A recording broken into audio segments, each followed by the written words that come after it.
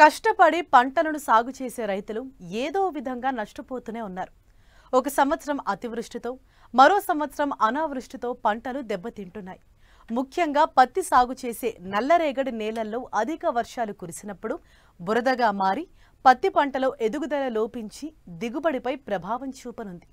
ఈ సమస్యల నుండి పత్తి పంటను కాపాడుకునేందుకు రైతులు బెడ్ విధానంలో పత్తి సాగు చేయాలని సూచిస్తున్నారు శాస్త్రవేత్తలు.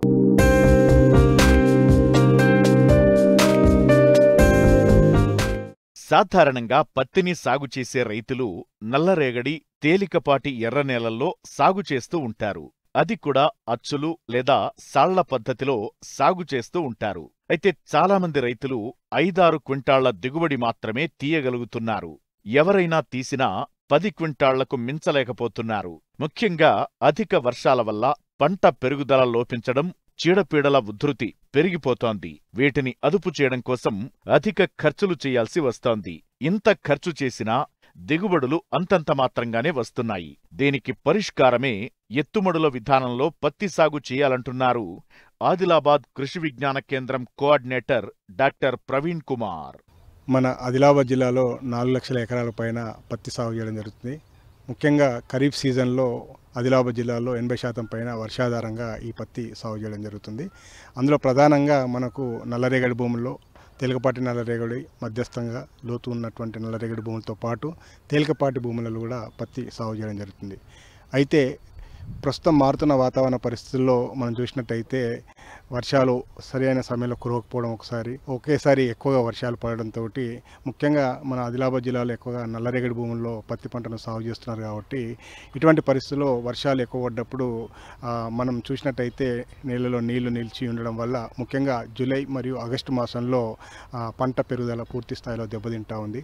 ఆకులు పసుపచ్చ రంగులోకి మారిపోవడం, తర్వాత గులాబీ రంగులోకి మారిపోవడము, ఈ నీళ్లు ఎక్కువ రోజు నిల్వ ఉండడం వల్ల మనము స్టార్టింగ్లోనే మనకు పంట పెరుగుదల అనేది పూర్తిగా దెబ్బతింటా ఉంది. అదేవిధంగా తేలికపాటి భూములలో కూడా మనం చూసినట్టయితే ముఖ్యంగా నీరు పూర్తిగా ఇంకిపోవడం వల్ల కూడా ఒక్కోసారి వర్షాలు ఆగిపోయిన పరిస్థితుల్లో కూడా మనకు బెట్ట పరిస్థితులు కూడా గురి అవుతూ ఉన్నాయి. ప్రస్తుతం మారుతున్నటువంటి వాతావరణ పరిస్థితుల్లో దాన్ని తట్టుకునే ఒక రెసిలియంట్ టెక్నాలజీ అంటే బెడ్ సిస్టంలో మనం పత్తి పంటను సాగు చేసుకోవడం వల్ల మంచి దిగుబడులు తీసుకోవడానికి అవకాశం ఉంటుంది. ఈ పత్తి పంటను బెడ్ సిస్టంలో సాగు చేసేటప్పుడు మనము ఈ బెడ్ మేకర్ ద్వారా మనకు మార్కెట్లో మనకు మిషనరీ అందుబాటులో ఉన్నది. ఇది మనము ఈ బెడ్ మేకర్ ద్వారా దాదాపు ఒక ఎకరం 45 నిమిషాల నుండి గంట లోపల మనం పూర్తి స్థాయిలో కంప్లీట్ చేసుకోవడానికి అవకాశం ఉంటుంది. అయితే మనం స్పేసింగ్ కూడా ముఖ్యంగా వరుసల మధ్య దూరము 3 ఫీట్లు కానీ 4 ఫీట్లు కానీ 5 ఫీట్లు కానీ పెట్టుకోవడానికి అవకాశం ఉంటుంది. అదేవిధంగా మనం ఈ బెడ్ మేకర్ ద్వారా బెడ్ సిస్టంలో వేసినప్పుడు దాదాపు 30 నుండి 40 సెంటీమీటర్ల ఎత్తు ఉంటుంది. సో ఎప్పుడైతే మనం ఈ బెడ్ సిస్టంలో సాగు చేసినప్పుడు ముఖ్యంగా విత్తనం యొక్క మొలక శాతం అనేది బాగా ఉండడానికి అవకాశం ఉంటుంది. రెండవది మనకు వర్షాలు అధికంగా కురిసినప్పుడు నీరు అంతా కూడా ఎప్పటికప్పుడు బయటకు వెళ్ళి మురుగునీరు వ్యవస్థ బాగా ఉండడం వల్ల నీరు ఎప్పటికప్పుడు బయటకు వెళ్ళిపోయి తద్వారా మొక్కకు వేర్లకు గాలి ప్రసరణ అనేది బాగా ఉండడానికి అవకాశం ఉంటుంది.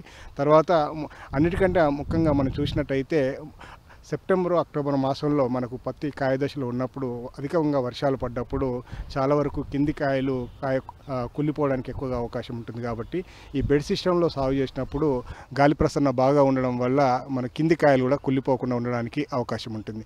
అంతేకాకుండా మనం చూసినట్టయితే ఈ బెడ్ సిస్టంలో సాగు చేసినప్పుడు ఇంతకుముందు చెప్పినట్టు తేలికపాటి భూముల్లో కానీ నల్లరేగడి భూముల్లో కానీ ఒకవేళ వర్షాలు ఆగిపోయి మనకు బెట్ట పరిస్థితులు వచ్చినప్పుడు అందులో అందుబాటులో ఉన్న తేమను వినియోగించుకోవడం వల్ల కూడా మొక్క పెరుగుదల బాగా ఉండడానికి అవకాశం ఉంటుంది.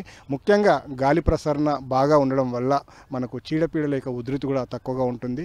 అదేవిధంగా ముఖ్యంగా జూలై, ఆగస్టు మాసంలో కంటిన్యూస్గా వర్షాలు కురిసినప్పుడు కూడా రైతు సోదరులు అంతర్కృషి చేసుకోలేని పరిస్థితుల్లో ఈ బెడ్ సిస్టంలో సాగు చేసుకోవడం వల్ల మనం కలుపును కూడా ఈజీగా నిర్మూలించుకోవడానికి అవకాశం. అంటే అంతర్కృషి సాధ్యం కాని పరిస్థితుల్లో మనం మిషనరీ ద్వారా కూడా మనము ఈ కలుపు మందులు లేదంటే గడ్డి మందులను వాడుకొని మనం పూర్తి స్థాయిలో కూడా గడ్డిని పూర్తిగా నిర్మూలించుకోవడానికి అవకాశం ఉంటుంది. తర్వాత ముఖ్యంగా ఈ పంట చివరి దశలో పంట అయిపోయిన తర్వాత మనము ఏదైతే పత్తి కట్టెను తీసేయాలనుకుంటే ఈ బెడ్ సిస్టంలో సాగు చేసినప్పుడు మనం ఈజీగా పత్తి కట్టెను కూడా తీసుకోవడానికి అవకాశం ఉంది.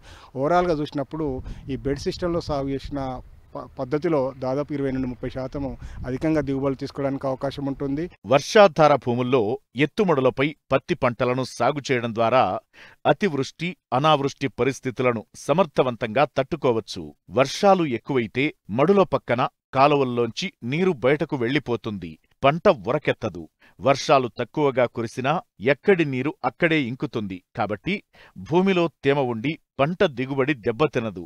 అంటే వర్షాలు అటు ఇటు అయినా ఎత్తుమడుల వల్ల దిగుబడి దెబ్బతినదు. 30-40% అదనంగా దిగుబడి పొందవచ్చు.